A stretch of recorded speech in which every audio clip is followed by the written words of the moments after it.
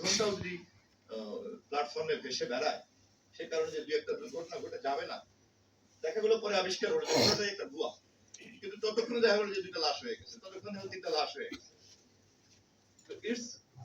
It's a new challenge for this ecosystem. আবার এখানে ধরুন আগের মতো যদি আমরা বলতে যাই নিয়ন্ত্রণ হবে না, নিয়ন্ত্রণ না হলে থামবে কিভাবে? এটাকে তো থামাতে চাইলে তো কোনো এক ধরনের নিয়ন্ত্রণ লাগবে, তাৎক্ষণিক একটা ক্ষমতা লাগবে এটাকে অন্তত থামাও, যেহেতু আমি বুঝতে পারছি যে একটা দিকে যাচ্ছে।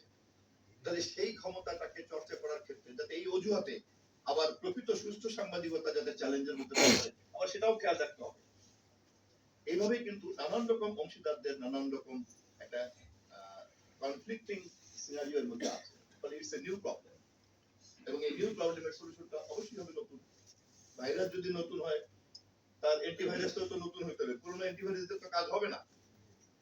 তা আমি সেই কারণে আপনাদেরকে আহ্বান রাখলাম যে অংশীদারদের মধ্যে আমি সবচেয়ে কার্যকরী অংশীদার যেটা আপনাদেরকে মনে করি, আপনাদের উপরে ভর করেই তথ্য প্রবাহ চলে, আপনাদের উপরে ভর করেই পত্রিকা মালিকরা ব্যবসা বাণিজ্য করেন, আপনাদের উপরে ভর, আপনাদের পেশাকে ঘিরেই প্রেস চলে, এটা চলে, ওইটা চলে, এমনকি ফেসবুক, ইউটিউবের মতো সোশ্যাল মিডিয়া প্ল্যাটফর্ম কিছু করে না, সংবাদ উৎপাদন করেন আপনারা, শুধু এই প্ল্যাটফর্মটা ব্যবহার করার কারণে সে আবার বলে যে তুমি যদি আমার প্ল্যাটফর্মে তুমি যদি এই সংবাদ প্রবাহ করো তাহলে তোমার টাকা দেব।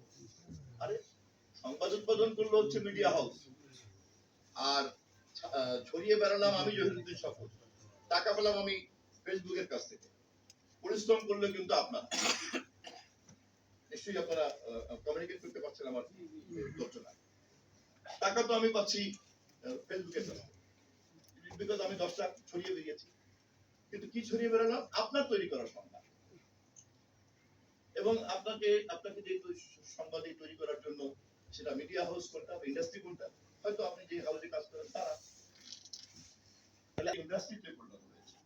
আপনারা জানেন বোধহয় যে পৃথিবীর সবচেয়ে বেশি টার্নওভার হচ্ছে পর্ন ইন্ডাস্ট্রি।